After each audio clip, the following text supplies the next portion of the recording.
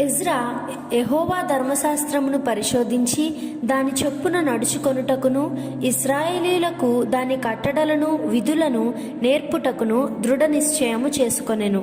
Ezra 7వ అధ్యాయం 10వ వచనం.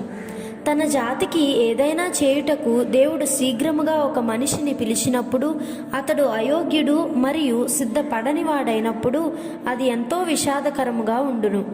దేవుని మందిరము కొరకైన తన ప్రజలను సిద్ధపరచు బాధ్యతను మనము వహించుటకు దేవుని పిలుపు ఎప్పుడు వచ్చునో ప్రభువునకు చెందిన మనకు తెలియదు. దేవునికి వ్యతిరేకముగా యూదులు పాపం చేసినప్పుడు వారు బబులోను బానిసత్వంలోనికి పంపబడినారు.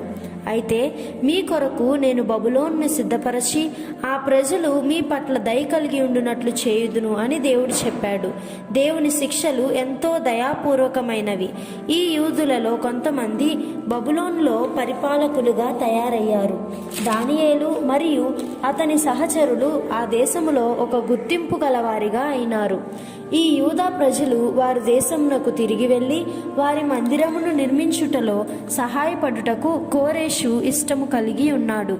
ఒక గొప్ప శక్తి అతని వెనుక లేకుండా దానియేలు వంటి ఒక మనిషి తయారు చేయబడలేడు. ఆ ప్రజల యొక్క భక్తియే ఆ శక్తి. ఒక దేశము యొక్క భక్తి అనేది ఆ దేశములో అనేకమైన వాటిని సాధించడానికి ప్రముఖ పాత్ర వహిస్తుంది. మన ప్రధానమంత్రికి దేవునిలో విశ్వాసము లేకుండుట ఒక గొప్ప వింతగానున్నది. మన రాష్ట్రపతి విగ్రహములు ఆరాధించుచున్నాడు. ఇది మన జాతినంతటినీ ప్రభావితం చేయును.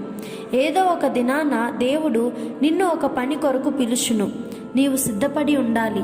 యెరూషలేమునకు తిరిగి వచ్చి యూదులను సిద్ధపరచుటకు ఎజ్రా తనను తాను ప్రత్యేకముగా సిద్ధపరచుకున్నాడు.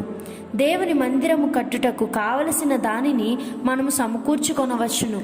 అయితే దేవుని మందిరమును కట్టు ప్రజల విషయం ఏమై ఉన్నది? సమీపమున ఉన్న సమరయులు యెహోవాను ఆరాధించువారు కాబట్టి దేవుని మందిరము కట్టుటకు మేము సహాయము చేయుదుమని చెప్పారు. లేదు, ఈ విషయంలో మీరు చేయవలసిందేమీ లేదు అని ఎజ్రా చెప్పాడు. అక్కడ దేవుని మందిరమును కట్టు పని మాత్రమే కాదు కానీ దేవునికి విధేయత చూపు నూతనపరచు పని కూడా ఉన్నది. సమరయులు ఒక విధమైన మిశ్రిత జనము. అనేక మంది ఇతర జాతీయులు సమరయలోనికి వచ్చి స్థిరపడి ఉన్నారు. సమరయులు విగ్రహారాధికులతో వివాహ సంబంధములు కలిగి ఉన్నారు. లేదు, మేము మందిరమును మేమే కడతాము, దేవుని మందిరమును మేమే కడతాము అని ఎజ్రా చెప్పాడు. దేవుడు ఈ సహవాసమునకు నిర్మాణకుడై ఉన్నాడు. మనము ఎట్లు కట్టుచున్నామో జాగ్రత్త కలిగి ఉందము.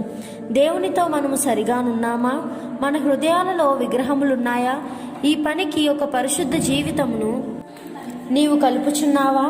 పరిశుద్ధత మరియు సంపూర్ణ నమ్మకత్వముతో ప్రారంభించని ఒక రకమైన క్రైస్తవ్యము గల ప్రజలున్నారు.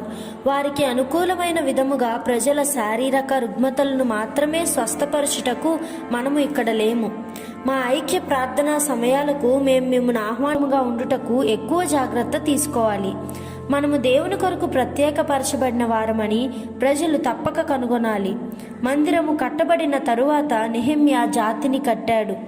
అతడు దేవుని వాక్యము చదువుచుండగా ప్రజలందరూ నిలువబడి వారు దాన్ని వినుచూ ఏడ్చారు. విధేయులవుటకు వారు వారి హృదయాలను సిద్ధపరచుకున్నారు. యాజకులు మరియు లేవీయులు తమను తాము శుద్ధిపరచుకున్నారు. సమరయలో లేవీయులు ఉన్నారు, కానీ దేవుని పనిలో వారు సహాయం చేయుటకు ఎజ్రా వారిని అనుమతించలేదు. అన్ని సమయములలో నీవు బోధించిన అవసరం లేదు, నీ జీవితమే బోధించును. నీ సమక్షమే ప్రజలను పాపంలో ఒప్పుకొన్నట్లు చేయును. రోజులు గడుచుచుండగా దేవుడు మనకు కృపను శక్తిని ఇచ్చును. అనేకులను విడిపించుటకు దేవుడు నిన్ను వాడుకొనును. అయోగ్యకరమైన వారితో మీ ప్రార్థనా గుంపులు కలుషితము కాకుండునుగాక. దేవుని వెదకు ప్రజలను సిద్ధపరచుటలోను దేవుని ప్రమాణాలను పాటించుటలోను బాధ్యత తీసుకో. దేవుని రాజ్యము కట్టుటలో మనమందరము కలిసి పనిచేయుదము.